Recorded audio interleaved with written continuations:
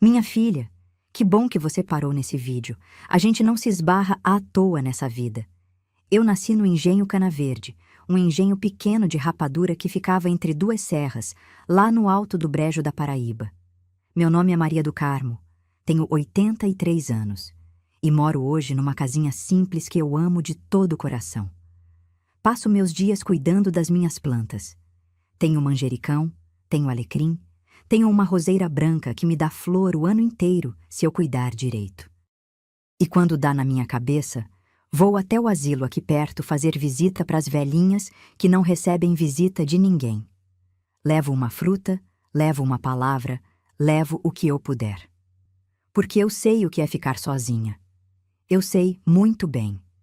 Graças a Deus minha memória continua afiada. Às vezes eu esqueço onde deixei o óculos, mas pergunte de uma coisa que aconteceu 70 anos atrás e eu te conto com detalhe de cor, cheiro e hora do dia. E amo conversar. Sempre amei. E é por isso que hoje eu resolvi sentar nesta cadeira, olhar para essa câmera e contar para vocês uma história que eu guardei apertada dentro do peito por mais tempo do que a maioria de vocês que está me escutando está vivo. Nunca contei para os meus filhos. Nunca contei para os meus netos. Contar agora, aqui, nesse canal Confissões dos Avós, é o jeito que eu encontrei de tirar esse peso que eu carreguei a vida toda e deixar para quem tem ouvido para escutar. Então fica aqui comigo, minha filha, porque essa história tem muito mais do que parece. Aproveitando a oportunidade, dia 26, faço mais uma primavera, mais um ano de vida, e você que me escuta faz aniversário quando? Deixa nos comentários. Vamos lá. Meu pai chamava-se Gumercindo. Era um homem pequeno de estatura, mas largo no peito, de mãos calejadas de tanto segurar foice, cabo de enxada, cabo de tacho. Ele tinha herdado aquele engenho dos pais dele, que já tinham herdado dos pais deles também. O engenho Canaverde não era grande coisa. Não era aqueles engenhos de casarão enorme, de capela própria, de senzala, desses que a gente vê em livro de história. Era um engenho miúdo, pobretão, mas honesto. Produzia rapadura boa, dessas de cortar com faca e comer com pedaço de queijo de coalho, ou derreter no café da manhã. A gente vendia nas feiras das cidades vizinhas e com aquele dinheirinho a família ia tocando a vida. A vida nossa girava em volta do cheiro doce do caldo fervendo nos tachos de cobre. Quando eu lembro do que vivi, é como se eu estivesse sentindo aquele perfume da rapadura quente, misturado com o mugido dos bois que giravam a moenda, e minha mãe, Dona Isaura, cantando benditos enquanto separava as formas de madeira onde a rapadura ia esfriar. E eu preciso dizer para vocês que a minha mãe era a coisa mais linda que eu já vi nessa vida. Não tô falando só da beleza do rosto, não. Era a beleza inteira. O jeito dela andar devagar pela cozinha, com aquele avental de chita amarrado na cintura. O jeito dela cantar bendito, enquanto mexia no tacho. O jeito dela pegar na minha mão para me levar para banhar no riacho que passava atrás da casa. Tinha uma paz naquela mulher, uma paz que eu nunca mais encontrei em outro ser humano na minha vida toda. A gente tinha uma rotina simples. De manhã bem cedo, antes do sol nascer, meu pai já estava no pátio do engenho cuidando dos bois. Minha mãe acendia o fogão de lenha, passava o café no coador de pano e o cheiro daquele café se misturava com o cheiro da cana que vinha do lado de fora. Eu acordava com os dois cheiros entrando pela janelinha do meu quarto e ficava deitada uns minutos só escutando. O barulho da moenda começando a girar. O mugido do boi velho, que se chamava Cabeça Branca. A voz da minha mãe cantando baixinho na cozinha. Para mim aquilo era o som de estar em casa. O som de ser amada. Eu tinha 5 anos quando tudo mudou. 5 anos apenas. Uma idade em que a criança ainda não entende direito o que é morte. A gente sabe que o cachorro morreu, sabe que a galinha morreu, mas mãe morrer? Mãe não morre. Mãe tá sempre ali, do lado do fogão, cantando bendito, esperando a gente chegar da brincadeira para dar o banho. Foi na época das águas. Choveu muito naquele ano. As pessoas mais velhas do lugar diziam que fazia tempo não chovia daquele jeito.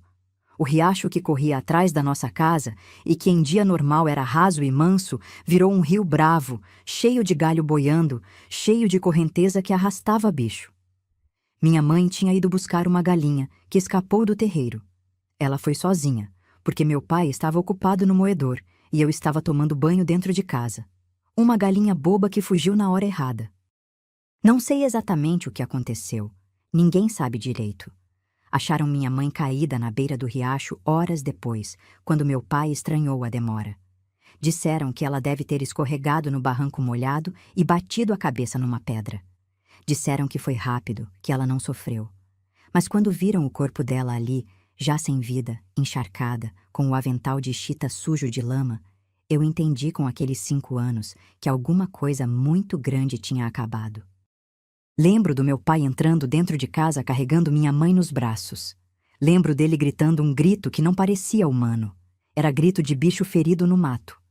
Lembro das vizinhas chegando, todas de preto, acendendo vela, rezando terço, colocando um pano molhado na minha testa porque eu tinha começado a tremer sem parar. Uma mulher da casa vizinha, Dona Carmelita, me pegou no colo e me levou para fora do quarto. Disse baixinho no meu ouvido que eu precisava ser forte, forte. Com 5 anos de idade, falaram isso para mim como se eu soubesse o que era ser forte, como se eu tivesse dentro do peito uma reserva de força que até adulto tem dificuldade de encontrar. O velório durou a noite inteira. Lembro do cheiro das velas queimando. Lembro do barulho das rezadeiras cantando em voz baixa na sala. Lembro do meu pai sentado num canto, com a cabeça enfiada entre as mãos, sem chorar, sem falar, como se o corpo dele tivesse ficado ali, mas a alma tivesse ido embora junto com a minha mãe. Aquele dia do enterro é uma imagem que está gravada na minha cabeça, que nem foto de parede. O caixão descendo na cova rasa, a terra sendo jogada por cima, a gente voltando para casa num silêncio que ninguém ousava quebrar. E lembro de uma coisa muito específica, que eu nunca contei para ninguém. Eu fui até o tacho onde minha mãe tinha deixado as formas de rapadura preparadas de véspera. O tacho ainda estava ali, quieto. As formas de madeira estavam ali, enfileiradas. Mas faltava a voz dela cantando. Faltava o canto do bendito que enchia o engenho todo. E eu entendi, com aqueles 5 anos miúdos, que aquela ausência ia ser a música da minha vida dali para frente. O silêncio onde antes tinha a voz da minha mãe. Foi o dia em que a luz do engenho se apagou para mim. E eu juro para vocês, que estão aí escutando, que eu não imaginava o tamanho do escuro que ainda estava por vir. Depois que minha mãe foi para debaixo da terra, a vida no engenho Cana Verde virou uma coisa estranha. Era a mesma casa, o mesmo pátio, os mesmos bois girando a moenda, mas era como se alguém tivesse passado um pano molhado em cima de tudo e apagado a cor. A cor do lugar tinha ido embora junto com minha mãe. O café continuava sendo passado de manhã, mas ninguém cantava mais do lado do coador. A rapadura continuava sendo feita, mas ninguém separava as formas de madeira com aquele cuidado de quem fazia por amor. Meu pai, seu Gumercindo, passou a viver calado. Acordava antes do sol, cuidava dos bois, mexia nos tachos, dormia cedo. Quase não falava comigo. Não era desamor, era dor. Aquele homem estava tentando se segurar inteiro para não desmoronar na minha frente. E eu, pequenininha como era, entendia sem precisar de explicação. As vizinhas foram me segurando como dava. Dona Carmelita vinha toda semana pentear meu cabelo, trazer um prato de comida, me ensinar as orações que minha mãe tinha começado a ensinar e não deu tempo de terminar. Outra senhora, Dona Filomena, que era parteira do lugar e tinha me posto no mundo, aparecia de vez em quando com um pedaço de tecido novo para costurar um vestidinho simples para mim. Eram mulheres do interior, mulheres que não tinham muita coisa, mas que entendiam que criança sem mãe precisa de colo emprestado de várias mulheres para sobreviver. Sem essas mulheres, eu acho que nem teria chegado aos 7 anos. Elas me seguraram nesse mundo sem pedir nada em troca. Não passou nem 2 anos daquele enterro quando meu pai chegou em casa um domingo de tarde e me disse que ia casar de novo. Eu lembro da cara dele quando falou. Era uma cara de quem não queria, mas precisava. Um homem só, com um engenho para tocar, com uma filha pequena para criar, numa região onde as mulheres diziam que criança sem mãe viver era desgraça. Acho que ele achou mesmo que estava fazendo o melhor para mim. Achou que eu precisava de uma presença feminina dentro de casa. E ele não era um homem de ficar sozinho, nem por temperamento, nem por conveniência. Um engenho precisa de mulher para cuidar da casa, enquanto o homem cuida da lavoura. Era como as coisas funcionavam naquela época. A mulher que ele escolheu chamava Belmira. Vinha de uma cidade vizinha, não muito longe da nossa, desses lugares pequenos que a gente via escrito em etiqueta de mercadoria de feira. Meu pai conheceu ela numa dessas viagens que ele fazia para vender rapadura.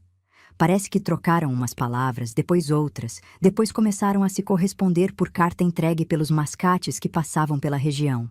Em questão de meses, estava marcado o casamento. Eu nunca vou esquecer o dia em que ela chegou no engenho pela primeira vez. Foi de tarde, o sol já caindo atrás da serra. Meu pai foi buscar ela na venda do arraial mais próximo e voltou com ela sentada ao lado dele na carroça, trazendo umas malas amarradas com corda. Quando ela desceu da carroça, eu estava espiando pela porta da cozinha. Belmira era uma mulher bonita, disso ninguém podia tirar. Alta, de corpo firme, pele clara, cabelo bem preso num coque apertado na nuca. Usava vestido de chita nova, sapato fechado de couro. Parecia daquelas mulheres que a gente olha e pensa, essa veio para melhorar a casa. Mas teve uma coisa que me chamou a atenção desde aquela primeira tarde. Era o jeito dela falar. Belmira falava muito, falava alto, falava sem parar. Desde o momento em que desceu da carroça até a hora em que sentou para tomar café na cozinha, ela não deu pausa para ninguém respirar.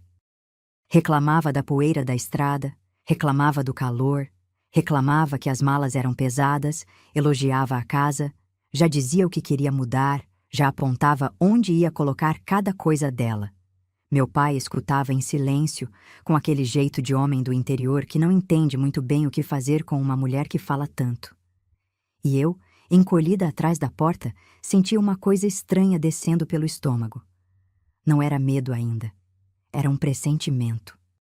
Aquela mulher toda cheia de palavras não era uma mulher para dividir o silêncio comigo. Meu pai achou mesmo que tinha encontrado uma companheira para a vida. No começo, ele andava até diferente, com um jeito de quem tinha tirado uma pedra das costas. Belmira sabia cozinhar, sabia mandar na casa, organizava as coisas com rapidez. Transformou o quarto dela e do meu pai. Trocou as cortinas por umas dela mesma, mudou os móveis de lugar. A casa ganhou uma cara nova, que não era mais a cara da minha mãe. Mas meu pai não parecia perceber. Ele só queria alguém para encher aquele vazio. E ela tinha chegado com palavra e movimento suficiente para encher 3 vazios. Mas Belmira tinha um segredo, minha filha. Um segredo que eu só fui entender muitos anos depois, quando já era moça, e que explica tudo que veio depois. Ela não podia ter filhos. Tinha casado antes, com outro homem, lá na cidade dela, e aquele primeiro casamento tinha acabado por causa disso mesmo. O marido dela tinha ficado anos esperando o filho vir, e não vinha. Quando ele entendeu que o problema era dela, terminou a relação e foi procurar outra para dar continuidade ao sangue dele. Ficou viúva de um marido vivo, entende? E carregou aquela humilhação como uma ferida aberta que nenhum remédio cicatrizava. Quando ela casou com meu pai, a esperança foi renovada. Talvez, pensava ela, o problema tivesse sido do outro homem. Talvez meu pai fosse capaz de lhe dar um filho. Ela esperou. Esperou meses, esperou mais meses, esperou mais ainda. E cada lua que passava sem ela ficar grávida, a esperança ia minguando dentro dela como vela queimando até o fim. Até que um dia ela entendeu, com toda a amargura do mundo, que o problema era dela mesma. Não tinha remédio de raiz, não tinha benzedeira, não tinha promessa de santo que desse jeito. E cada vez que ela olhava para mim, ela via a prova viva de que meu pai não tinha defeito nenhum. Meu pai era capaz de gerar criança. Ele tinha me gerado. Eu estava ali, andando pela casa, respirando o ar dela, comendo a comida dela, como se fosse um lembrete constante de que ela era a que tinha o defeito. Eu era a ferida aberta. Eu era a humilhação com rosto e nome. E aquilo foi virando um ódio tão grande dentro dela que começou a transbordar pelos cantos da casa, minha filha. Primeiro eram olhares. Depois foi a voz ficando mais dura quando se dirigia a mim. Depois foi ficando silêncio quando eu entrava no cômodo onde ela estava. E eu, criança pequena que ainda não tinha nem noção do que era segredo de mulher, só sentia que alguma coisa dentro daquela casa estava começando a apodrecer por baixo. Os primeiros meses do casamento de meu pai com Belmira passaram quase como se nada tivesse mudado na minha vida. Ela estava ocupada demais com a casa nova, organizando as coisas do jeito dela, recebendo visita das vizinhas que vinham conhecer a recém-chegada, acompanhando meu pai em viagens curtas para as feiras próximas. Comigo, ela mantinha uma distância educada, não me pegava no colo, não me fazia carinho, mas também não me tratava mal. Era uma relação de duas estranhas dividindo o mesmo teto. Eu acho, olhando para trás agora, que naquela primeira fase ela ainda estava esperando o filho dela chegar. Enquanto havia esperança, ela conseguia me tratar como se eu fosse apenas uma criança qualquer, que um dia ia sair de casa e deixar o caminho livre para a família verdadeira que ela ia formar com meu pai. Mas o tempo foi passando e o filho dela não vinha. Eu, naquela inocência de criança pequena, não tinha como entender os sinais. Só percebia que Belmira começou a ficar mais calada. Aquela mulher que chegou falando sem parar ia ficando silenciosa, com uma casca grossa em volta dos olhos. Passava horas sentada na varanda olhando para o nada. Outras vezes, eu escutava ela chorando baixinho no quarto quando meu pai estava na moenda. Chorava em silêncio, sem fungar, sem fazer barulho. Era um choro de dentro, desses que a pessoa segura na garganta para ninguém saber. Foi no final daquele primeiro ano que os primeiros castigos começaram. E começaram por coisa pequena demais, coisa que nenhuma mãe do mundo usaria para punir uma filha, mesmo enteada. Lembro de um dia em particular. Era manhã. Eu estava na cozinha tomando o café que Belmira tinha preparado. Ela tinha servido um copo de leite quente para mim, desses leites tirados da vaca naquela mesma manhã, ainda com aquele sabor forte do gado. Eu peguei o copo e, na hora de levar à boca, minhas mãozinhas tremeram e o copo escorregou. Caiu na mesa. O leite espalhou por cima do pano de chita que ela tinha acabado de estender. Eu olhei para ela apavorada, esperando que ela entendesse que tinha sido sem querer, que eu não tinha feito de propósito. Mas o rosto dela mudou na hora. Ficou duro. Os olhos ficaram pequenos. Ela me arrastou pelo braço até o quarto do puxadinho dos fundos e me deixou lá trancada o dia inteiro sem comer. Só liberou quando meu pai chegou da lavoura e contou para ele que eu tinha derramado o leite de propósito, que eu era uma criança desastrada que tinha feito de mal querer para desafiar ela. Meu pai, cansado do trabalho do dia, com o corpo todo doendo de carregar cana e mexer tacho, acreditou. Não teve conversa comigo, não teve tempo para escutar a minha versão. Acreditou na mulher dele, que era quem tomava conta da casa, que era quem deveria saber dessas coisas. Saí do quarto com a barriga roncando de fome e aprendi naquele dia uma lição que ficou gravada para a vida toda. A palavra de uma criança não vale nada quando tem uma mulher adulta disposta a contradizer. Dali para frente, os castigos foram se multiplicando, e eram sempre por motivos que não faziam sentido para ninguém de fora. Um pedaço de linha caído no chão que eu não tinha visto. Uma mancha no meu vestido que eu não sabia de onde tinha vindo. Uma porta da cozinha que eu tinha deixado aberta e entrou um inseto para dentro. Cada pequeno descuido virava motivo para Belmira me chamar de desastrada, de desleixada, de filha sem mãe que ninguém ensinou a ter modos.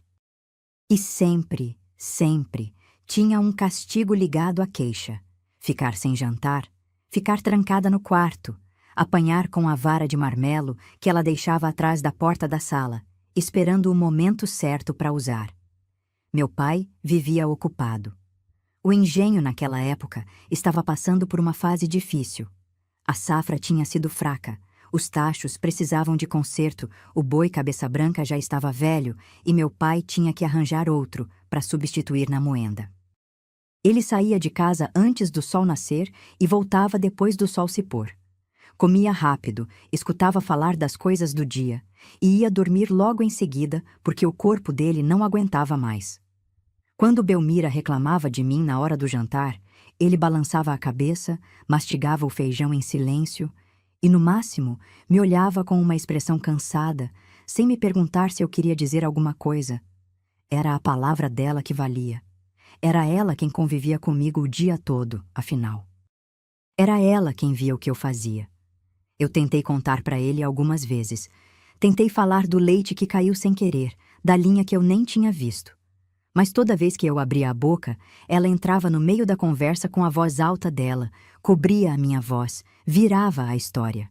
Ela tinha uma habilidade de contar as coisas de um jeito que o outro saía ganhando e eu saía sendo a mentirosa. Depois de umas 3 ou 4 tentativas frustradas, desisti. Entendi que era inútil. Meu pai não ia acreditar. Ou não queria acreditar, sei lá. Às vezes acho que ele sabia, lá no fundo, que alguma coisa estava errada. Mas preferia não ver, porque ver ia obrigar ele a tomar uma decisão que ia desmanchar a vida dele de novo. E aquele homem já tinha perdido uma mulher. Não ia aguentar perder outra. Então a minha vida virou uma rotina de medo. Eu acordava de manhã já com o corpo tenso, tentando adivinhar qual seria a minha falha do dia. Cuidava de cada movimento, media cada passo, evitava barulho. Quando Belmira entrava no cômodo, eu procurava um canto para ficar parada, sem chamar atenção. Mas não adiantava. Se ela quisesse achar um motivo para me castigar, achava. E se não tinha motivo real, ela inventava um. Os anos foram passando desse jeito. Eu fui crescendo, deixando de ser a menininha pequena e virando uma mocinha magrela, de cabelo sempre preso para não dar trabalho. Belmira nunca mais teve carinho nenhum por mim. Só aquele olhar de cálculo que eu tinha visto na primeira tarde em que ela chegou, só que agora misturado com um desprezo que eu conseguia sentir na pele. E foi nessa fase que ela decidiu que eu não ia mais dormir no meu quarto antigo, aquele quartinho pequeno onde minha mãe tinha posto a minha caminha de madeira quando eu era bebê. Ela disse para o meu pai que o quarto precisava de reforma, que estava velho, que não tinha condição de uma menina crescida dormir ali, e me mudou para o quarto dos fundos. O puxadinho, minha filha, era um cômodo de fora da casa. Tinha sido feito para guardar ferramenta, saco de farinha, coisa velha. Não tinha forro, só o telhado de telha direto em cima.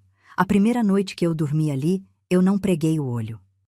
Fiquei deitada naquela cama improvisada, que era um estrado de madeira com um colchão fino de palha, olhando para o telhado de telha onde eu enxergava os vãos entre uma telha e outra. Pelos vãos, dava para ver estrela. No começo achei até bonito. Depois entendi que se dava para ver estrela de dentro, dava para cair chuva também. E naquela região do brejo, a chuva caía forte, sem avisar, virando tudo em barro e água correndo pelo chão. Tinha convencido meu pai de que era melhor assim. Disse para ele que eu já estava crescidinha, que criança grande não podia mais dormir dentro da casa junto com o casal. Disse que eu ia ter mais privacidade, que ia poder arrumar do meu jeito, que ia aprender a ser mais responsável. Meu pai, sempre cansado, sempre com a cabeça em outro canto, balançou a cabeça e concordou. Achou até que era uma ideia boa, que mostrava que Belmira estava pensando no meu crescimento. O homem não imaginava que aquilo era a continuação silenciosa de um plano maior. Tirar eu da casa era o primeiro passo para me transformar em alguém que não pertencia mais ali. Alguém que existia nas bordas, nos cantos, nos cômodos de trás. E pior do que isso, começou a espalhar para todo mundo que eu tinha pedido para dormir lá. Inventou para as vizinhas que eu era uma menina independente, que gostava de ter o meu próprio espaço, que fazia questão de ficar longe do quarto do casal. Quando Dona Carmelita veio visitar, Belmira contou a história toda com aquele sorriso doce que ela sabia fazer quando queria enganar alguém. Dona Carmelita olhou para mim e eu vi nos olhos dela que ela não acreditou inteiro naquilo. Mas Dona Carmelita era uma mulher de pouca conversa, não ia brigar com a esposa do dono do engenho. Disse só que era bom eu ter o meu canto, e ficou por isso mesmo. Só que eu morria de medo naquele lugar. Morria de medo de verdade. Não era medo de fantasma, não era medo de história de assombração que as vizinhas contavam para as crianças. Era medo concreto, de carne e osso. O puxadinho ficava afastado da casa principal uns bons metros. De noite, qualquer barulho no quintal me deixava com o coração na boca. Tinha bicho rondando. Eu escutava patas andando perto da porta, escutava farfalhar no mato que crescia atrás. Uma vez entrou uma cobra.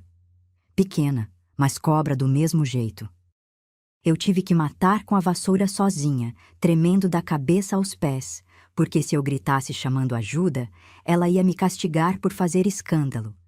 E tinha o frio do sereno descendo das serras, entrando por todas as frestas da porta de madeira velha. Eu dormia com 2 mantas finas que me davam mais um pouco de conforto. Quando o frio ficava muito forte, eu enrolava um pano na cabeça para não adoecer dos ouvidos, mas adoecia assim mesmo. Passava as noites tossindo, com o peito chiando, acordando várias vezes com a boca seca de respirar pela boca porque o nariz estava entupido. E ninguém me dava remédio. A madrasta dizia para o meu pai que era drama, que criança de roça não adoece disso, que era frescura. Meu pai, por mais que às vezes olhasse para mim com aquela cara preocupada, acabava aceitando a versão dela. Foi nessa fase que eu comecei a me agarrar com força nas coisas de fora de casa. A igreja virou o único lugar onde eu me sentia viva. O padre daquela paróquia era seu Joaquim, um padre velho que rezava missa em latim e dava sermão longo, mas que tinha uma bondade grande nos olhos. Ele conhecia o meu pai desde novo, tinha batizado eu, tinha sido amigo da minha mãe. Quando me via chegando na missa de domingo, ele me cumprimentava com carinho, passava a mão no meu cabelo, me dava a bênção. Era uma das poucas carícias que eu recebia na semana. Para uma criança faminta de afeto, aquele simples gesto de mão na cabeça valia como um banquete. E foi na igreja também que eu conheci seu Bastião, o sineiro da capelinha de pedra que ficava no alto do morro. Seu Bastião era um homem daqueles que a gente não esquece nunca mais. Alto, magro, de ombros caídos de quem trabalhou muito tempo carregando coisa pesada. Tinha um cabelo grisalho já meio ralo no alto da cabeça e uma barba também grisalha que ele cortava rente todo sábado antes da missa de domingo. Enxergava mal de um olho. Parece que tinha sido um acidente na juventude, uma lasca de madeira que saltou do machado e pegou bem no meio da pupila. Mas ele tinha aprendido a viver com aquilo. Andava sem bengala, conhecia cada pedra do caminho que levava até a capelinha, subia e descia o morro todo dia sem errar um passo. Seu Bastião nunca tinha casado. Vivia sozinho numa casinha pequena, ali perto da capela, uma casa simples com um quintal onde ele criava umas galinhas e plantava uns pés de feijão. Era ele quem tocava o sino da capelinha para as 3 missas da semana, a de quarta-feira, a de sexta-feira e a de domingo. Tocava há muitos anos, sem errar um dia. As pessoas da região diziam que dava para acertar o relógio pelo sino de seu Bastião. Ele acordava antes do sol nascer, preparava o café e subia o caminho de pedra até o alto do morro. Puxava a corda do sino na hora exata. 3 badaladas. Pausa. Mais 3 badaladas. Pausa. E depois as badaladas seguidas que chamavam o povo para a missa. Eu tinha conhecido seu Bastião num domingo qualquer, logo depois que minha mãe morreu. Dona Carmelita tinha me levado para a missa para me distrair um pouco, e depois da celebração, ela apresentou a mim para o sineiro da igreja. Seu Bastião se abaixou para o meu tamanho, segurou a minha mão com aquela mão calejada dele e disse algumas palavras de conforto que eu não lembro direito agora, mas que eu sei que me fizeram bem na hora. Desde aquele dia, toda vez que eu ia na missa, ele me procurava na saída para me dar um oi. Não precisava de palavra grande, era só um gesto, um sorriso leve, um aperto de mão. E aquilo para mim valia mais do que qualquer presente. Com o tempo, seu Bastião começou um costume. Todo domingo, depois da missa, a mulher do padeiro deixava um pedacinho de pão doce na sacristia para ele. Era um agrado que ela fazia, em agradecimento ao trabalho dele com os sinos, que chamavam o povo para as festas de casamento da família dela também. Seu Bastião, por sua vez, repartia aquele pão doce comigo. Saía da capela com o pedaço na mão, me esperava do lado de fora e me entregava o pão sem dizer muita coisa. Só piscava o olho bom e sorria. Era o melhor momento da minha semana inteira. Belmira não gostava disso, eu sentia. Mas no começo, ela ainda não tinha ousado intervir.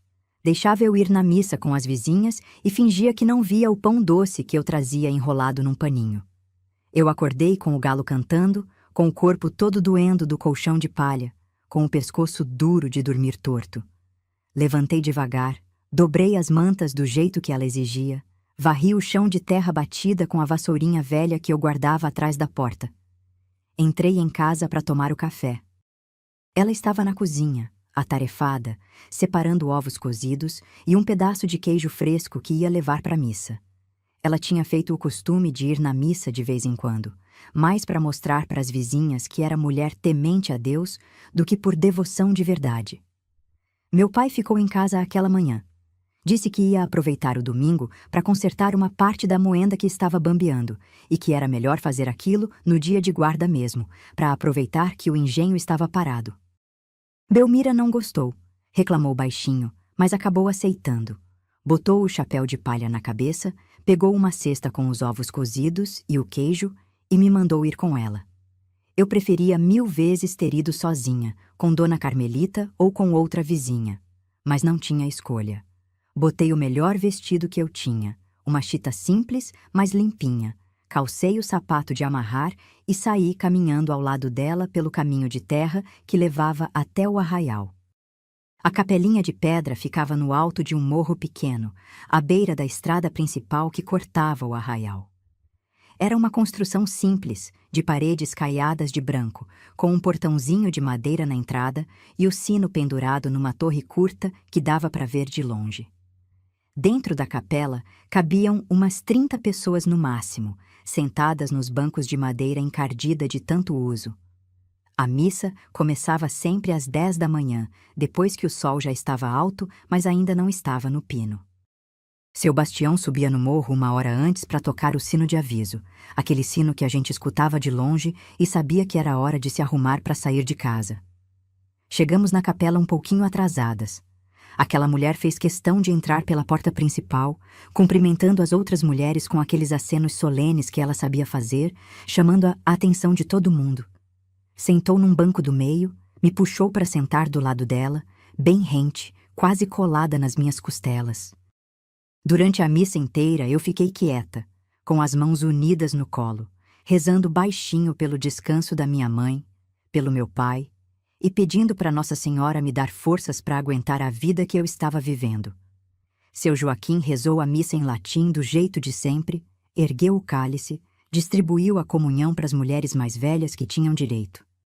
Eu ainda não fazia comunhão porque não tinha feito a primeira comunhão direito.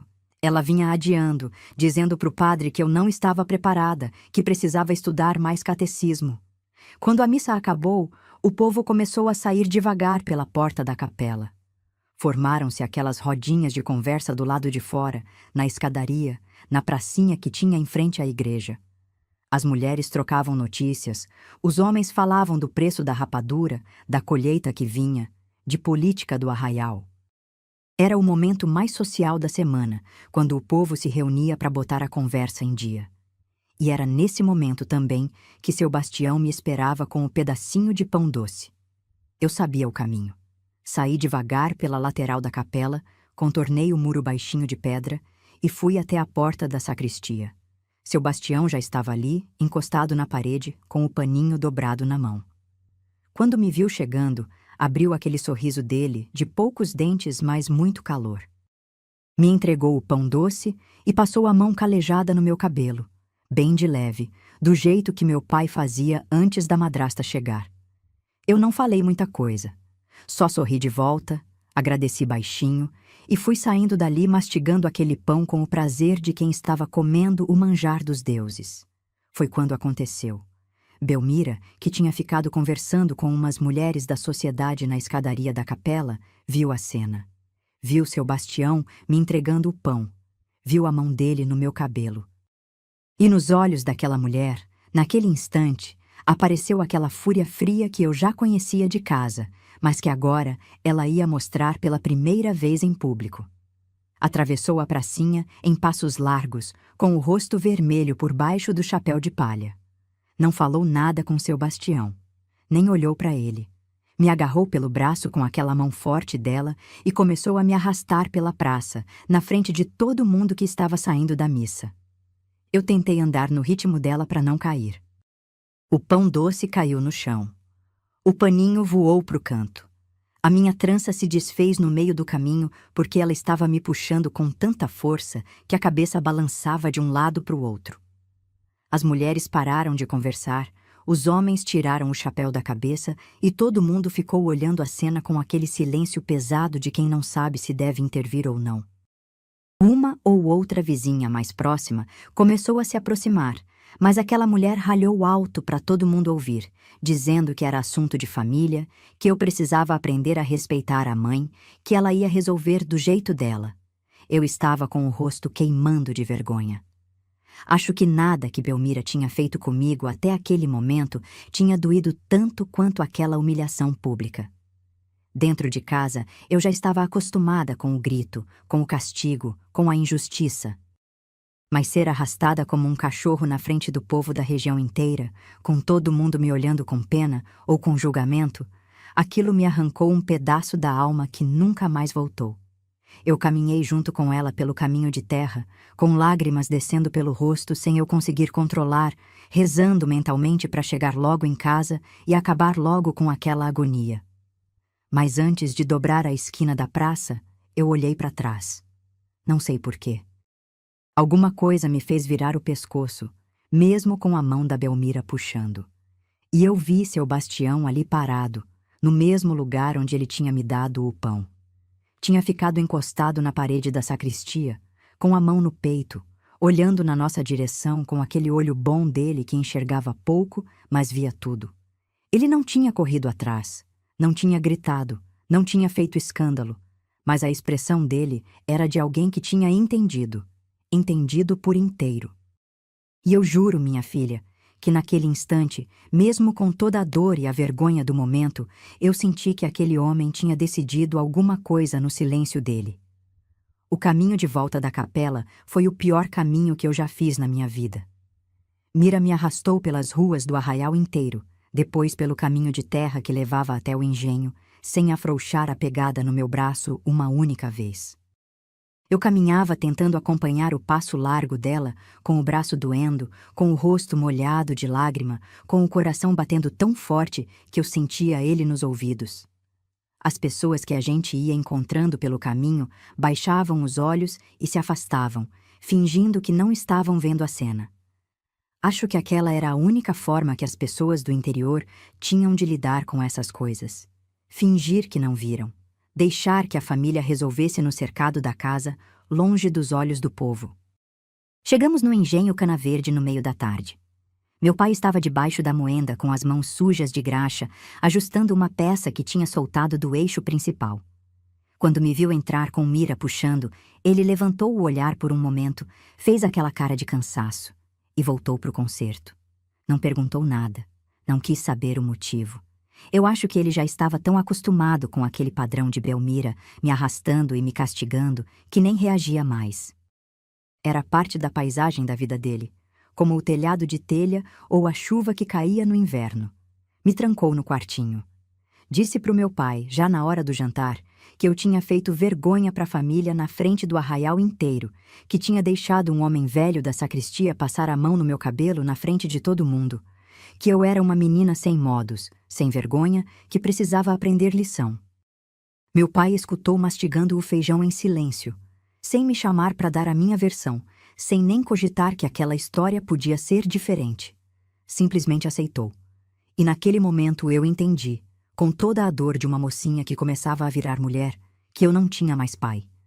Tinha um homem que dormia na mesma casa que eu, que me gerou, que me deu o sobrenome, mas que já não era capaz de me enxergar como filha. Ela tinha tomado conta da alma dele por inteiro. Fiquei 3 dias trancada só saindo para usar a latrina do fundo do quintal. Belmira levava um prato de comida uma vez por dia, jogava por baixo da porta, e ia embora sem dirigir a palavra. Nesses 3 dias eu tive muito tempo para pensar. Tempo demais para uma menina daquela idade. Eu pensei em fugir. Cheguei a planejar na minha cabeça como seria pegar um dos caminhos de terra e andar para as cidades vizinhas até encontrar alguém que pudesse me dar pousada. Mas eu era só uma menina, sem dinheiro, sem roupa extra, sem nenhuma ideia de para onde ir. Fugir era coisa de quem tinha para onde, e eu não tinha. Pensei também em me entregar no padre. Imaginei eu chegando na igreja e pedindo para dormir na sacristia pro resto da vida, cuidando das velas, limpando o altar, qualquer coisa para não voltar para casa. Mas eu sabia que o padre ia acabar me mandando pro meu pai de novo. Eram outras épocas, minha filha. Criança que fugia de casa era criança devolvida para quem tinha a palavra do pai. Ninguém questionava a autoridade de pai e madrasta. No 4º dia, ela abriu a porta bem cedo. Ainda não tinha raiado o sol direito.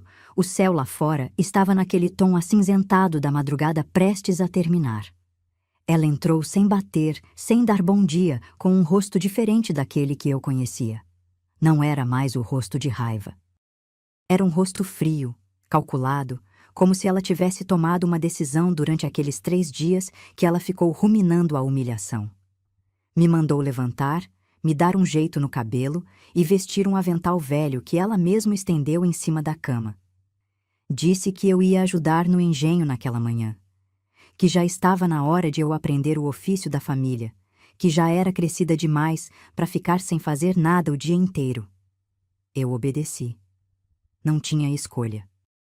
Vesti o avental, escovei o cabelo o melhor que pude com os dedos, lavei o rosto com a água fria da bacia. Me olhou de alto a baixo, fez aquele aceno curto com a cabeça que significava que eu estava aceitável e me levou para fora. O engenho estava começando a funcionar. Meu pai tinha acordado ainda mais cedo, já tinha atrelado o boi cabeça branca na moenda e estava no lado oposto do pátio, junto com o ajudante, levando os feixes de cana para dentro do galpão. O pátio do engenho era um espaço aberto, de chão batido, com a moenda de madeira no centro.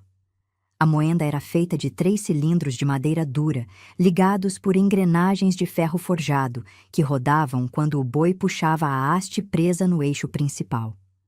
A cana entrava por um lado, era esmagada entre os cilindros, e o caldo saía pelo outro lado, escorrendo por uma calha de madeira até um tacho grande onde ia ser fervido depois. Era uma máquina simples, mas era uma máquina mortal. Todo mundo no engenho sabia disso. A regra número 1, que passava de geração em geração, era nunca, em hipótese nenhuma, meter a mão entre os cilindros enquanto a moenda estivesse funcionando. Tinha história de peão que perdeu dedo. Tinha história de peão que perdeu mão inteira. Meu próprio avô, que eu nunca cheguei a conhecer, tinha morrido num engenho parecido, décadas antes, quando a roupa dele engatou na engrenagem e ele foi puxado antes de conseguir gritar. Meu pai crescendo escutando essas histórias, e ele tinha me ensinado desde pequena a nunca chegar perto da moenda em funcionamento. Belmira me levou bem até o pé da moenda. Ficou parada ali, olhando para os cilindros girando, sem falar nada por um bom tempo. O boi cabeça branca andava em círculo na sua rotina de sempre, puxando a haste, fazendo as engrenagens rangerem com aquele barulho que eu conhecia desde que nasci. Eu fiquei ao lado dela, esperando instrução, sem saber o que ela queria que eu fizesse ali. Meu pai, do outro lado do pátio, estava de costas para a gente, ocupado com os feixes. O ajudante também. Naquele momento, ninguém estava olhando direito para onde a gente estava. Parecia ter escolhido a hora com cuidado. E foi aí que ela falou comigo. Apontou para um espaço embaixo da moenda, entre as engrenagens de baixo, onde ela disse que tinha caído um pedaço de bagaço que precisava ser retirado antes que atrapalhasse o funcionamento. Disse que só uma mocinha magrinha como eu conseguia entrar naquele vão apertado. Disse que era rápido, que era só eu me agachar, enfiar o braço, puxar o bagaço e sair. Disse tudo isso com uma voz tranquila, normal, como se fosse a tarefa mais comum do mundo. E quando eu olhei para os dentes de ferro daquelas engrenagens girando, minha filha, eu senti um frio descer pela espinha que eu nunca tinha sentido antes. Eu fiquei parada ali, ao lado da mira, sem conseguir mexer os pés. Olhava para a moenda girando, para os cilindros rodando um contra o outro com aquele ranger grave que enchia o pátio inteiro, e sentia que alguma coisa dentro do meu peito estava gritando para eu não fazer aquilo. Não era só medo. Era um aviso vindo de algum lugar bem fundo, um aviso que minha mãe, lá de onde estava, tinha mandado para mim. O corpo inteiro sabia que aquela tarefa não era tarefa normal. Até quando ela me mandava buscar lenha no mato, ou carregar balde d'água do riacho, ou capinar o terreiro, eu não sentia aquela coisa. Naquele dia, em pé ao lado da moenda, eu sentia que estava andando para dentro da boca de um bicho. Olhei para o lado, procurando meu pai. Ele continuava no galpão do outro extremo, de costas para a gente, com o ajudante do lado. Pareciam discutindo alguma coisa sobre o empilhamento dos feixes. Ninguém estava olhando na nossa direção. Pensei em gritar, em correr para perto dele, em inventar uma desculpa para não fazer o que a madrasta estava mandando. Mas eu sabia o que ia acontecer depois. Ia ser mais uma desobediência, mais uma surra, mais 3 dias trancada no puxadinho. E daí, tudo ia voltar para o mesmo ponto, só que com ela ainda mais determinada a me ensinar a lição. Não tinha saída de verdade. Era entrar embaixo da moenda ou apanhar até sangrar. Foi o cálculo frio que minha cabeça fez em 3 segundos. Belmira percebeu a minha hesitação. E foi aí que ela me empurrou. Não foi um empurrão forte. Foi um toque seco no meu ombro, quase de lado, como quem estava só me incentivando a obedecer logo. Mas bastou para eu perder o equilíbrio. As minhas pernas amoleceram, os joelhos bateram no chão de terra batida do pátio, e eu me vi caindo de 4 bem na frente da moenda, com o rosto a poucos centímetros dos dentes de ferro das engrenagens de baixo. Senti o hálito quente daquela máquina na minha pele. Senti o bafo do boi que passava puxando a haste a metros de distância, e o cheiro da cana esmagada descendo pela calha de madeira. Fiquei ali por um segundo que pareceu durar uma vida inteira, olhando para os cilindros girando diante dos meus olhos, com a respiração presa na garganta. O avental velho que Belmira tinha me obrigado a vestir era comprido, descia quase até os meus tornozelos. E tinha uma barra solta de um lado, eu me lembro bem, uma barra que vinha puída de tanto uso, com linhas caídas. Quando eu caí de joelhos, a barra do avental tocou o chão bem perto da engrenagem debaixo da moenda. E eu senti, minha filha, eu senti o tecido começando a ser puxado, devagarinho. Só uma fiapozinha de linha que tinha ficado pendurada, que engatou num dos dentes de ferro. Foi o começo. Aquilo ia puxar o resto do pano, que ia puxar a barra inteira, que ia puxar o avental, que ia puxar o meu corpo junto. Eu entendi ali, naquela fração de segundo, que ia morrer. Sabe quando a gente escuta falar que a vida passa na frente dos olhos? Pois é, minha filha, na minha passou. Eu vi minha mãe cantando Bendito do lado do tacho. Vi meu pai me pegando no colo quando eu era bebê, antes da tristeza tomar conta dele. Vi Dona Carmelita penteando meu cabelo depois do enterro. Vi seu Joaquim passando a mão na minha cabeça na saída da missa. Vi seu Bastião me entregando o pão doce com aquele sorriso de poucos dentes.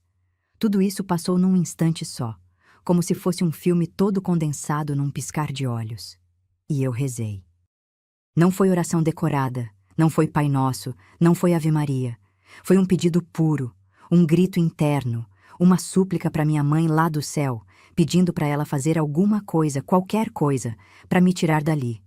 E foi exatamente nesse instante que eu escutei.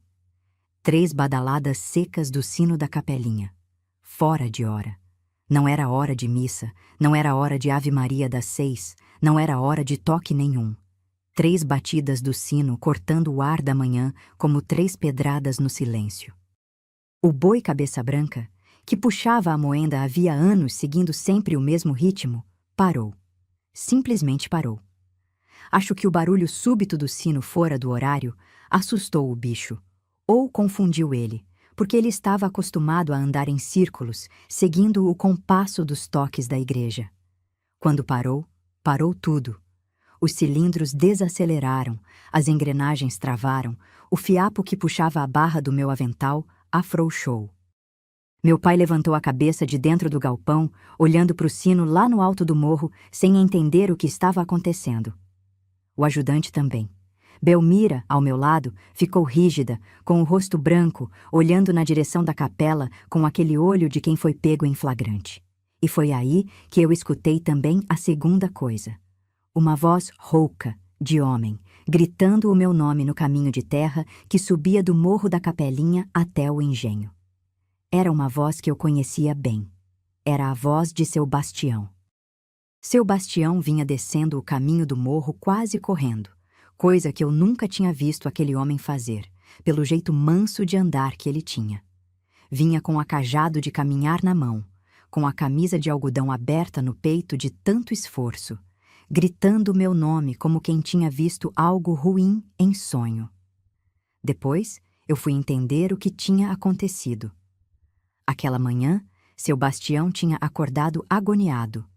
Não tinha dormido direito depois do domingo da humilhação. Passou o tempo todo ruminando a cena na cabeça dele, pensando na expressão do meu rosto quando Belmira me arrastou pela praça. Naquela manhã, uma coisa dentro dele disse que eu estava em perigo. Ele não sabia explicar como sabia. Era um pressentimento forte, desses que só um homem que viveu muito consegue ter. Então ele foi até o sino, puxou a corda 3 vezes para avisar o arraial inteiro que alguma coisa estava errada e desceu correndo pelo caminho. Belmira recuou. Não disse nada. Só deu 2 passos para trás, olhando para mim caída no chão, olhando para seu Bastião se aproximando do pátio, olhando para o meu pai que agora tinha largado os feixes e vinha na nossa direção com cara de quem não estava entendendo nada.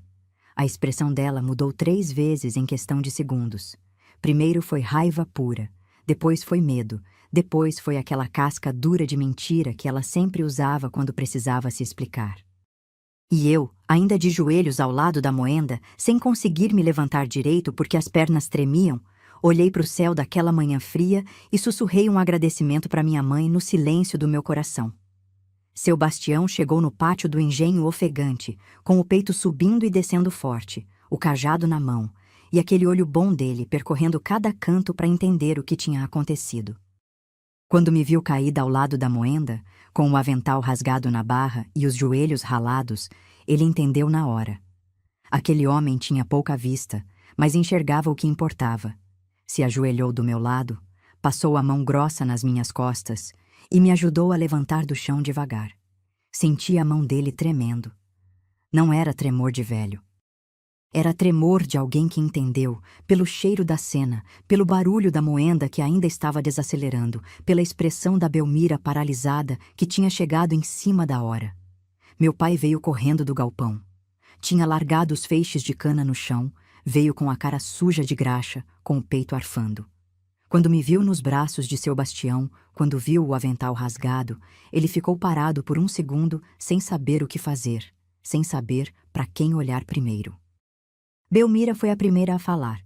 Começou a explicar do jeito dela, com aquela voz alta que ela usava quando queria cobrir a verdade, dizendo que eu tinha tropeçado sozinha, que ela tinha me mandado varrer perto da moenda e que eu, teimosa do jeito que era, resolveu chegar perto demais dos cilindros.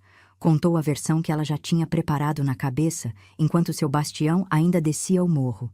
Seu Bastião não respondeu a ela, nem olhou para ela. Virou-se para o meu pai, com aquela seriedade calma que os homens mais velhos do interior tinham quando precisavam dizer verdade difícil. E contou o que ele tinha visto e o que ele sabia. Contou do pão doce dos domingos. Contou do empurrão da mulher na pracinha da capela. Contou do pressentimento que ele tinha tido naquela manhã, do sino que ele tinha tocado fora de hora para avisar o arraial da corrida pela estrada de terra. Contou devagar, sem grito, sem acusação direta, usando as palavras certas de quem já viveu muito e sabe que grito nenhum convence homem teimoso. Meu pai escutou tudo. Durante uns minutos de silêncio, eu ainda tive esperança. Eu achei que dessa vez ele ia acreditar, que dessa vez ele ia abrir os olhos e ver a verdade que estava na frente dele. Mas aí minha filha, aconteceu uma coisa que eu nunca vou esquecer. Meu pai olhou para mim, olhou para Belmira, olhou para seu Bastião de volta e disse que estava tudo bem, que tinha sido um mal-entendido, que a esposa dele não era capaz de fazer aquilo, que aquilo era maldade na cabeça de um homem velho que queria ver o casamento dele desandar. Infelizmente, papai não acreditou. Achou que aquele homem queria a tristeza dele. Achou que seu Bastião tinha inventado tudo porque tinha ciúme, porque tinha raiva de ver ele feliz com uma mulher nova, ou sabe-se lá o motivo que ele imaginou. E mandou seu Bastião embora do pátio do engenho. Com educação, sem grito, sem grosseria, mas mandou. Disse que apreciava a preocupação, mas que o que acontecia dentro da família dele era assunto dele. Pediu para seu Bastião voltar para a capelinha e cuidar dos sinos, que era o trabalho dele. E disse que na próxima missa ele ia falar com o padre, para evitar que seu Bastião se aproximasse de mim de novo. Seu Bastião não reagiu com raiva. Só balançou a cabeça devagar, me olhou com aquele olhar de pena que eu nunca tinha visto antes nele, soltou minha mão com carinho e foi saindo do pátio em direção ao caminho de terra. Antes de sumir na curva, ele olhou para trás uma vez, só uma. E eu entendi por aquele olhar que aquele homem não ia me abandonar. Podia demorar, podia ser de outro jeito, mas ele não ia esquecer o que tinha visto naquela manhã. Mira, é claro, triunfou. Assim que seu Bastião saiu, ela se encheu de razão. Começou a dizer para o meu pai que eu era o motivo de toda aquela confusão, que eu tinha arrumado um aliado na pessoa de um homem velho que metia o nariz onde não era chamado, que eu precisava ser corrigida com mão mais firme ainda. Meu pai escutou, balançou a cabeça com cansaço e voltou para o galpão para continuar o trabalho. A rotina do engenho continuou como se nada tivesse acontecido. O ajudante reatrelou o cabeça branca. A moenda voltou a girar, o caldo voltou a escorrer pela calha. E eu fui mandada para o puxadinho dos fundos para lavar o avental rasgado e pensar no que tinha feito de errado. Mas alguma coisa tinha mudado dentro de mim naquele dia. Eu não sei explicar com palavras certas. Era como se eu tivesse virado uma página. Na capela, por tantos anos, eu sempre rezava pedindo força para aguentar. Naquela noite, trancada, eu comecei a rezar pedindo uma saída. Não era mais aguentar. Era sair. Tinha algum lugar no mundo que não fosse aquela casa. Tinha algum caminho que me levasse para longe dela. Eu só precisava encontrar a porta. E a porta apareceu em pouco tempo, por uma forma que eu não esperava.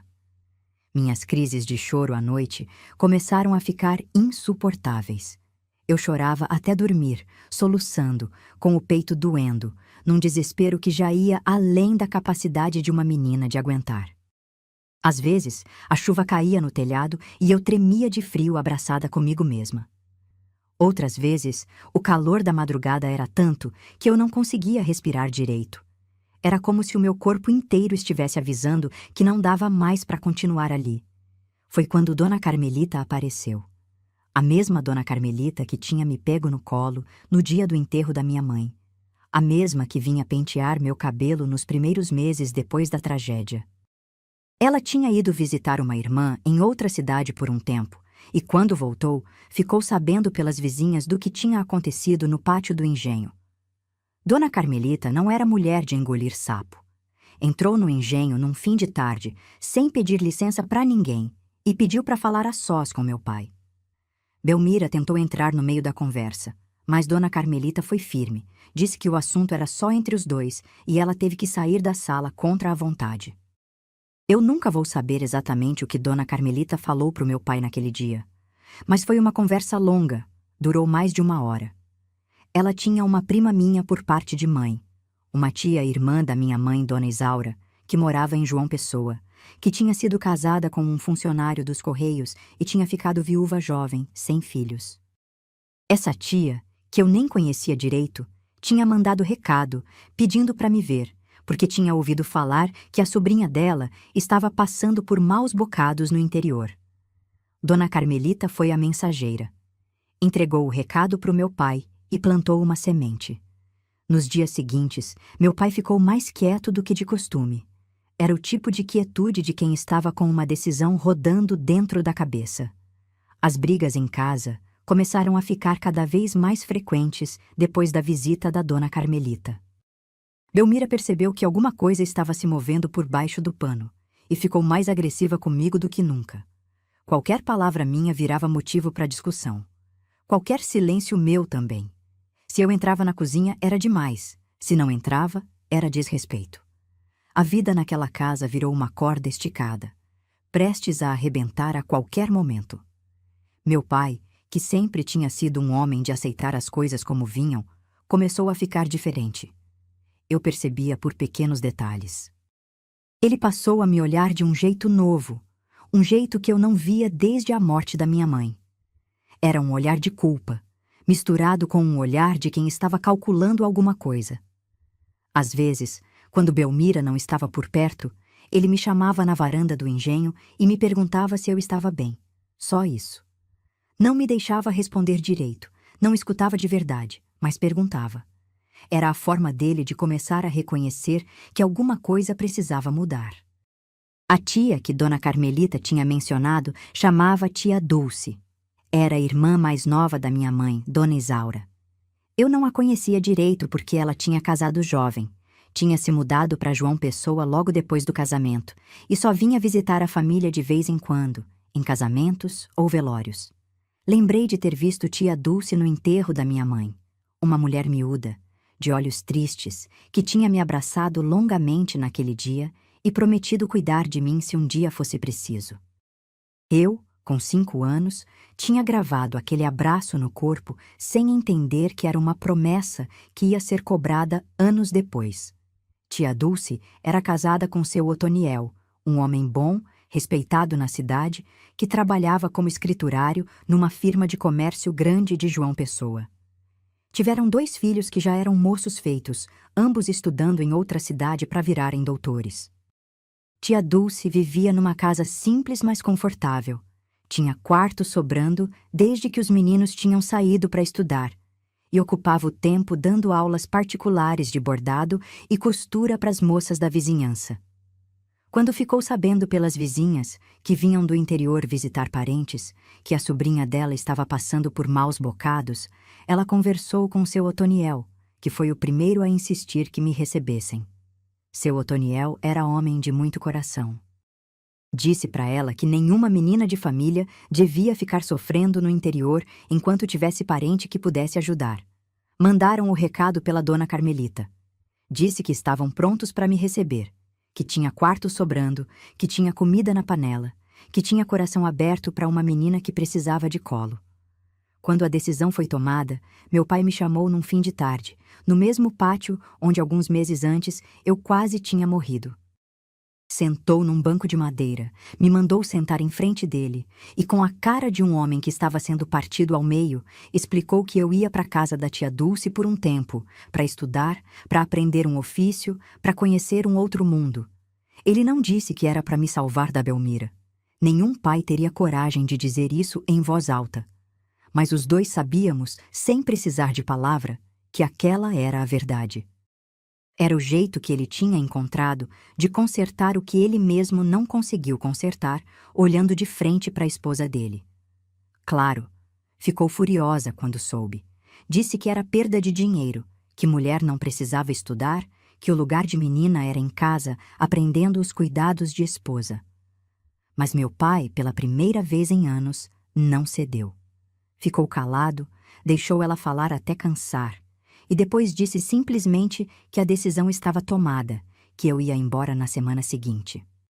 Ela bateu a porta do quarto e ficou sem falar com ele por 2 dias. Depois voltou ao normal, como se tivesse entendido que perdeu aquela batalha e que o melhor era se refazer para as próximas. A semana antes da minha partida foi a mais estranha da minha vida até então. Eu andava pelo engenho como quem estava se despedindo de tudo. Passei a mão nos tachos de cobre que minha mãe tinha usado. Toquei na moenda, a mesma moenda que quase tinha me engolido, agora parada e silenciosa porque era fim de safra. Fui até o riacho atrás da casa, onde minha mãe tinha morrido, e passei um tempo sentada na beira, pedindo a bênção dela para a viagem que eu ia fazer. Entendi ali, com aquela idade ainda verde, que a gente carrega os mortos por onde vai. A minha mãe já ia comigo para João Pessoa mesmo antes de eu pegar a carroça. Fui me despedir de seu Bastião 2 dias antes de partir. Subi o caminho de pedra até a capelinha sozinha, de manhãzinha, quando eu sabia que ele estaria lá preparando o sino para a missa de quarta-feira. Seu Bastião me viu chegando de longe, com aquele olho bom dele, e eu percebi que ele já sabia. Alguma vizinha tinha contado para ele. Ele desceu os degraus da capelinha devagar, veio até mim e me abraçou sem dizer muita coisa. Foi um abraço comprido, desses que a gente só dá em quem a gente ama de verdade. Senti nos ombros dele o cheiro de incenso queimado e de pão de forma amanhecido. Chorei no peito dele por um tempo que eu não soube medir. Antes de eu descer o morro, seu Bastião pegou um santinho de papel que ele guardava no bolso interno do colete. Era um santinho de Nossa Senhora das Dores, daqueles que o padre distribuía nas procissões. Ele colocou o santinho na minha mão, fechou meus dedos por cima e disse para eu guardar com carinho que aquilo era para me proteger no caminho. Depois falou uma coisa que eu guardei a vida toda. Disse que ia continuar rezando por mim todos os dias, que eu podia estar longe do corpo dele, mas nunca ia estar longe da oração dele. Aquele santinho, minha filha, eu guardei guardado a vida inteira. Tá numa gaveta aqui em casa, dentro de uma caixinha de cedro, até hoje. A viagem para João Pessoa foi longa.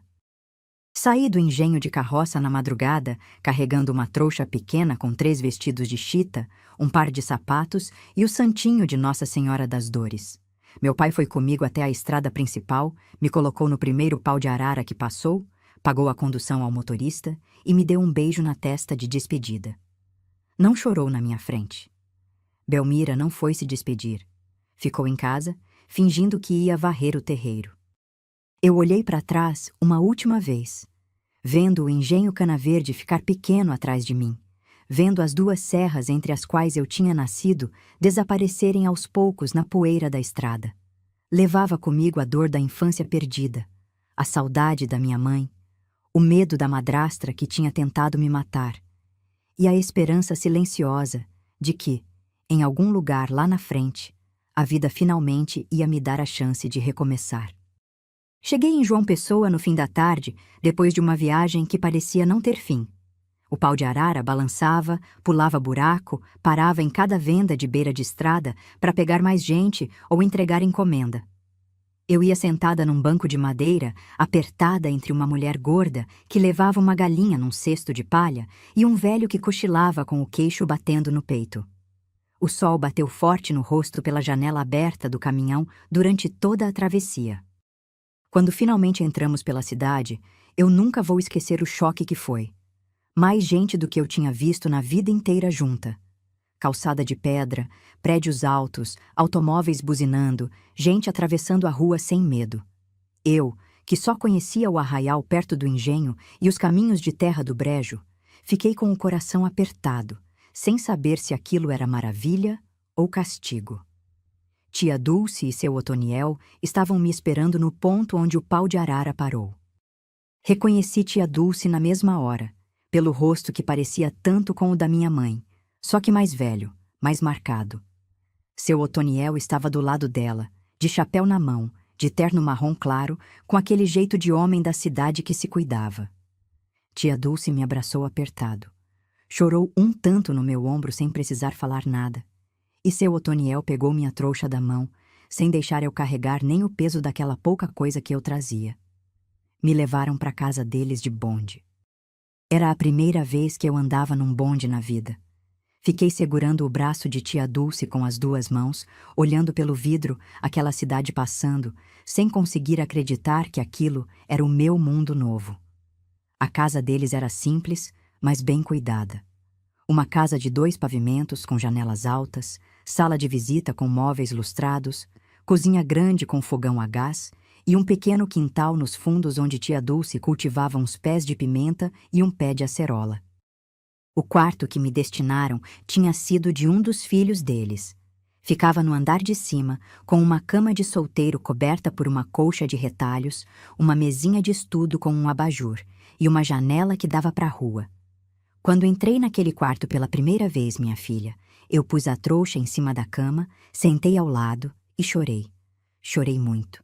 Chorei de cansaço, de alívio, de saudade da minha mãe, de gratidão por estar ali, de confusão por tantas coisas diferentes acontecendo de uma vez.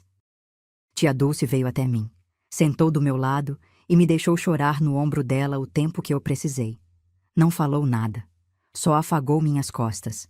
E naquele gesto silencioso, eu senti que tinha chegado em casa. Os dias que se seguiram foram de adaptação. Seu Otoniel saía cedo para o trabalho na firma, voltava na hora do almoço, descansava um pouco na rede da varanda e voltava para a firma até o fim da tarde. Tia Dulce cuidava da casa, preparava as refeições, dava as aulas de costura e bordado para as moças que apareciam de manhã no começo da tarde. Eu ajudava no que podia. Varria, lavava a louça, aprendia a passar as camisas engomadas do seu Otoniel, escutava as lições de costura, atenta para um dia também saber. Tia Dulce nunca me tratou como hóspede. Me tratou como filha que faltou vir. E seu Otoniel, aquele homem bom, me chamava de minha filha de carinho de verdade, sem brincadeira, sem segunda intenção. Foi o primeiro homem, depois do meu pai, que me olhou com afeto paternal. Depois de uns meses, quando eu já estava mais adaptada, seu Otoniel sentou com tia Dulce na sala, uma noite depois do jantar, me chamou para conversar e disse que eles tinham tomado uma decisão. Queriam que eu estudasse. Não era para fazer apenas o primário como a maioria das meninas do interior. Queriam que eu fosse para a escola normal, para virar professora primária, para ter uma profissão digna nas mãos. Era um investimento grande para a família, uma decisão que ia mudar o futuro da casa inteira. Mas seu Otoniel disse que o salário dele dava, que não ia faltar nada aos filhos deles e que ele queria muito me ajudar. Eu fiquei sem palavras. Na minha cabeça de menina do interior, estudar para professora era coisa de filha de rico, de gente que tinha sobrenome importante.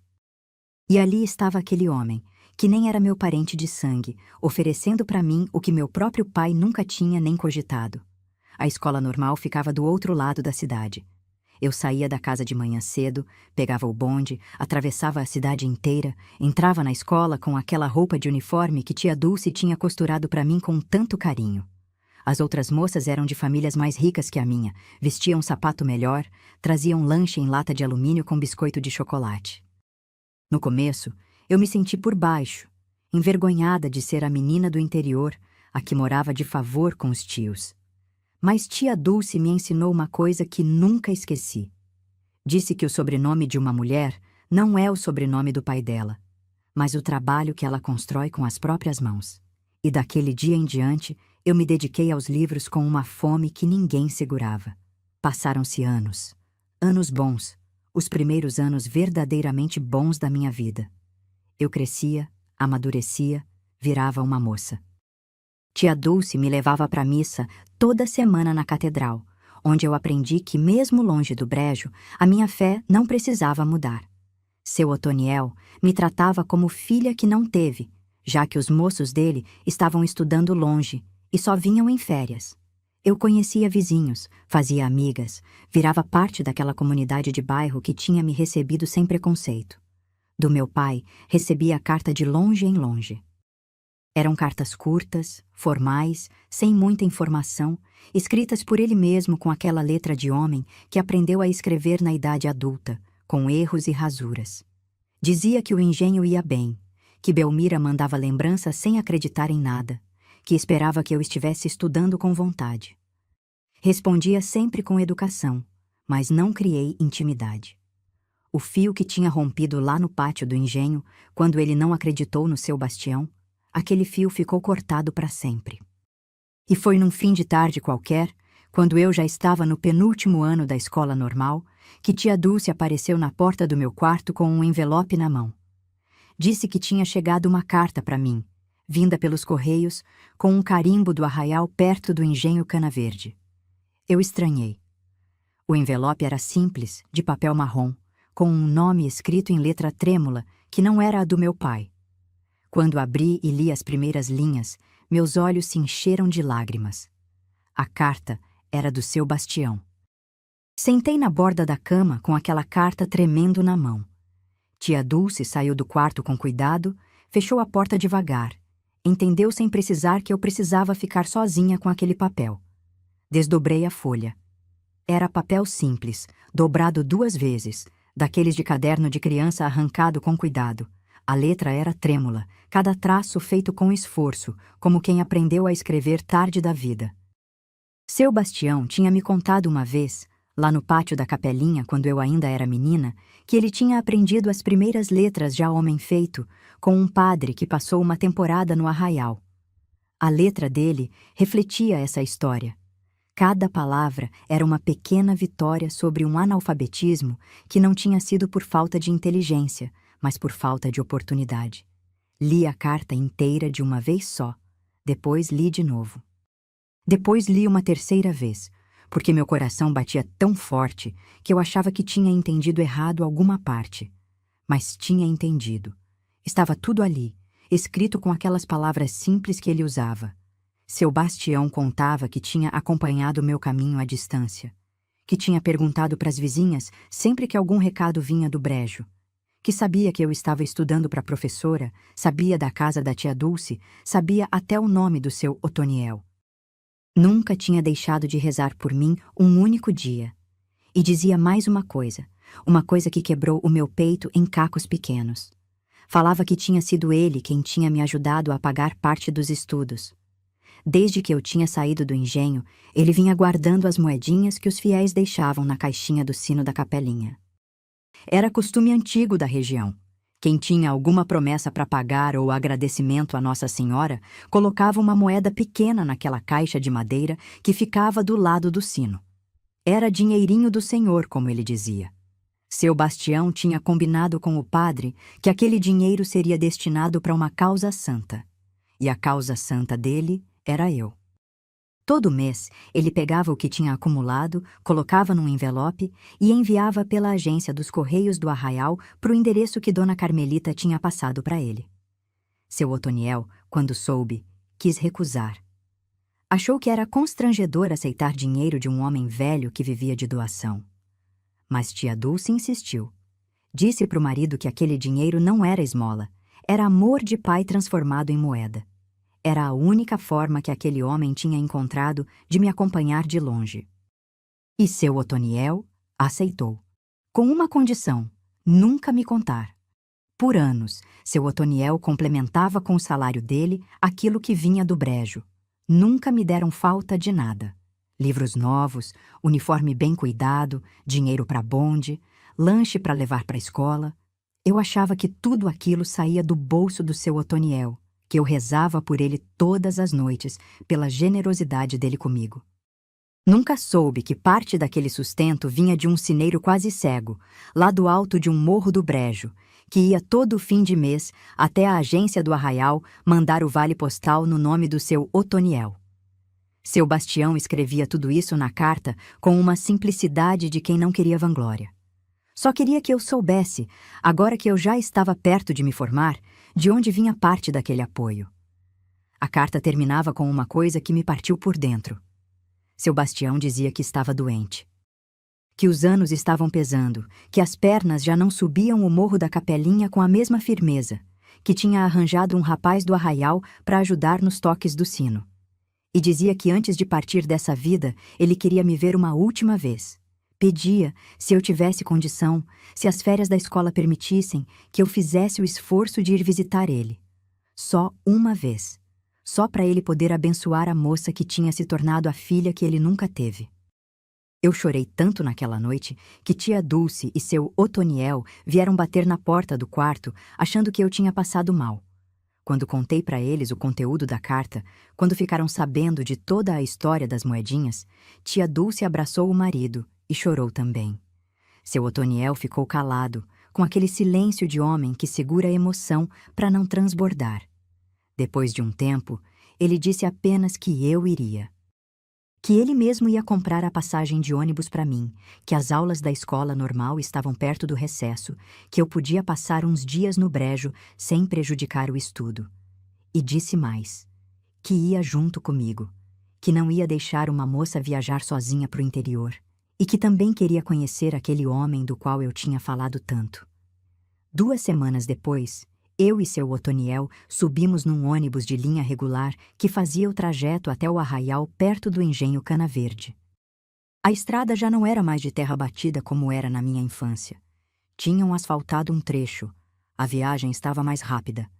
Eu olhava pela janela vendo as serras ficarem cada vez mais familiares, vendo os canaviais se estendendo pela paisagem, sentindo um frio no peito que era medo e saudade misturados. Chegamos no arraial numa tarde.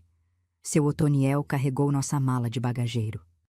Fomos direto para a casa do seu Bastião, que ficava ali perto da capelinha, na mesma casinha simples de sempre, com o quintal de galinhas e os pés de feijão. Quando chegamos na frente da porta, eu bati com o coração disparado. Uma mulher velha atendeu. Era a dona Jovita, uma vizinha dele que tinha se oferecido para cuidar dele nos últimos tempos. Ela me olhou e entendeu quem eu era sem precisar de apresentação. Abriu a porta e mandou a gente entrar. Quando pisei dentro daquela casa, uma onda de angústia me subiu pelo estômago. Senti até mal. Foi uma sensação física de quase desmaiar ali mesmo. A casa era pequena, limpa, humilde, mas tinha alguma coisa no ar que me apertou o peito. Acho que foi o peso de tantos anos de rezas feitas naquele cômodo por mim. Uma menina que ele só tinha visto na infância. Tantas noites em que aquele homem se ajoelhou no chão de tijolo para pedir a Deus que me protegesse. Tantas madrugadas em que acendeu uma vela do santo para mim. Tudo aquilo tinha impregnado as paredes da casa. Era como se o amor daquele homem tivesse ficado depositado ali, como poeira invisível. Seu Bastião estava numa cama pequena no canto do quarto. Magro, muito mais magro do que na última vez que eu tinha visto. A barba branca, o cabelo quase todo branco também. Mas quando ele virou o rosto na minha direção, aquele olho bom dele brilhou forte. Eu me aproximei da cama devagar, com o coração na mão. Seu Bastião estava magro, mas o sorriso era o mesmo. O mesmo sorriso de poucos dentes, a mesma calma nos olhos, o mesmo amor sem escândalo. Quando eu sentei na beirada da cama, ele ergueu a mão trêmula e tocou o meu rosto, como quem estava conferindo se eu era de verdade ou se era coisa de sonho. Depois, passou a mão no meu cabelo do mesmo jeitinho que fazia quando eu era menina na saída da missa. Aquele gesto, depois de tantos anos, me fez chorar sem parar. Era como se o tempo tivesse dobrado ao meio e me levado de volta para aquela praça do arraial, para os domingos do Pão Doce, para a infância que eu tinha deixado para trás. Seu Otoniel ficou na porta do quarto por respeito, observando a cena com os olhos marejados. Ele entendeu naquele momento, sem precisar de explicação, o tamanho do que aquele homem tinha feito pela minha vida. Dona Jovita trouxe um banquinho para mim sentar perto da cama e nos deixou a sós por uns bons momentos. Eu passei toda aquela tarde ali, segurando a mão do seu Bastião, contando das minhas aulas na escola normal, do bonde que eu pegava todo dia, das amigas que eu tinha feito, dos sonhos que eu tinha para o futuro. Ele escutou tudo com aquele jeito quieto, balançando a cabeça de vez em quando, sorrindo em silêncio. Era um homem que nunca falou muito na vida, e agora, já cansado pelos anos, falava ainda menos. Perguntei por meu pai. Seu Bastião suspirou fundo antes de responder. Me contou então, com aquele cuidado de quem não queria me machucar mais do que a vida já tinha machucado, que meu pai tinha deixado o engenho fazia alguns anos. Belmira tinha convencido ele a vender o engenho Cana Verde e a se mudar para a cidade de onde ela tinha vindo, perto dos parentes dela. Meu pai tinha cedido, como sempre cedia aos desejos daquela mulher. Vendeu o engenho por um preço injusto para um fazendeiro da região, pegou o pouco dinheiro que sobrou e foi embora com Belmira. Nunca mais deu notícia de verdade. As cartas que eu recebia tinham ficado cada vez mais raras e frias, e fazia tempo agora que nenhuma carta chegava. Aquilo me doeu fundo. Não era surpresa, mas doeu. O homem que me gerou tinha se entregue por completo à mulher que tinha tentado me matar. Tinha virado apêndice dela, fantasma na vida dos parentes dela. Num canto escondido da minha alma, eu tinha mantido a esperança de um dia reencontrar meu pai e escutar dele um pedido de perdão. Seu Bastião, naquela tarde, me ajudou a entender que eu precisava enterrar essa esperança. Meu pai não ia voltar. Meu pai, na verdade, tinha ido embora junto com minha mãe, naquele dia das águas. E o que ficou para mim foi um casulo vazio, que usava o nome dele, mas já não tinha mais alma dentro. Passei 3 dias na casa do seu Bastião. Seu Otoniel ficou hospedado na casa do padre Joaquim, que ainda era vivo e muito idoso. Dona Jovita cozinhava para a gente, cuidava do seu Bastião nos cuidados mais difíceis. Eu passava o dia inteiro ao lado daquele homem que tinha sido a verdadeira figura paterna da minha vida. Lia para ele trechos da Bíblia.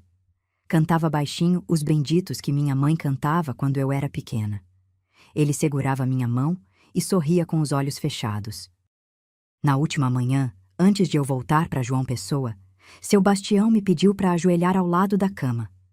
Colocou a mão trêmula na minha cabeça e fez uma oração simples, pedindo a Deus que iluminasse o meu caminho, que me desse saúde, que me abençoasse com filhos tementes a Deus e com um marido bom.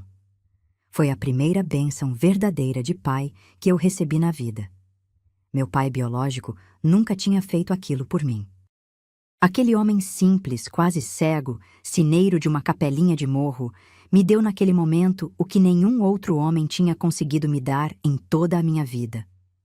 Seu Bastião faleceu alguns meses depois.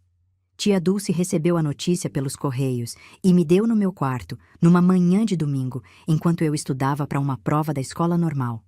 Eu chorei por dias. Pedi para seu Otoniel me levar ao arraial pro enterro, e ele levou sem reclamar. Seu Bastião foi enterrado no cemitério pequeno do arraial, numa cova simples, com uma cruz de madeira feita pelo rapaz que ele tinha ensinado a tocar o sino. Eu fui quem colocou a última pedra em cima da cruz, e naquele dia, rezando ali, eu agradeci a Deus pelo anjo que tinha me mandado quando eu mais precisei. Os anos passaram depressa depois disso. Terminei a escola normal, virei professora primária, ensinei centenas de crianças ao longo da minha vida. Casei com um homem bom, seu Raimundo, que Deus mandou no meu caminho quando eu já tinha desistido de encontrar parceiro. Tivemos 3 filhos. Crescemos os filhos com amor, do jeitinho que eu tinha aprendido com tia Dulce e seu Otoniel, e do jeitinho que minha mãe teria me ensinado se tivesse vivido para me ver crescer. Seu Raimundo morreu 10 anos atrás. Tia Dulce e seu Otoniel já tinham se ido antes, na mesma semana um do outro, como os dois tinham prometido um ao outro. E aqui estou eu, 83 anos, cuidando das minhas plantas, visitando as velhinhas do asilo, contando essa história para vocês pela primeira vez. O santinho de Nossa Senhora das Dores que seu Bastião me deu continua na caixinha de cedro, do lado da minha cama. Sempre que alguém me pergunta quem foi o homem mais importante da minha vida, eu tenho 2 nomes para dar. Seu Raimundo, que foi o marido e o companheiro. E seu Bastião, o sineiro do morro, que me salvou da morte sem pedir nada em troca e que me acompanhou de longe pela vida inteira com moedinhas de sino. Eu aprendi uma coisa que queria compartilhar com vocês que estão me escutando. Sangue não faz pai. Sobrenome não faz pai. O que faz pai é amor, é presença. É aquele homem que aparece na hora certa, mesmo quando ninguém chamou ele, mesmo quando o mundo inteiro está dizendo que não precisa dele. Meu pai biológico tinha meu sangue, meu sobrenome, dormia debaixo do mesmo teto, mas não era meu pai de verdade. Seu Bastião não tinha nada meu no corpo, vivia longe da minha casa, mas era o pai que Deus escolheu para mim. E eu fico me perguntando, minha filha, depois de tantos anos pensando nessa história, quantas mulheres por aí, escutando essa minha voz agora, tiveram um anjo invisível cuidando delas sem que elas soubessem? Um vizinho, uma vizinha, um padre, uma professora, alguém que segurou a mão de vocês de longe, rezou pela proteção de vocês, fez sacrifício em silêncio que vocês nunca ficaram sabendo? Olha para trás, minha filha. Procura na sua memória. Talvez o seu anjo tenha passado pela sua vida e você nem notou direito. Talvez ainda dê tempo de agradecer. Se essa minha história tocou o seu coração, compartilha com uma amiga que também precisa ouvir isso. Tem muita gente por aí carregando feridas de infância, achando que ninguém cuidou delas. Mas Deus sempre manda alguém. Às vezes o alguém é quieto. Às vezes o alguém é cego. Às vezes o alguém mora longe e toca um sino no alto de um morro. Mas Deus manda. Basta a gente ter olho e coração para enxergar. Que Deus abençoe cada uma de vocês. Até a próxima história.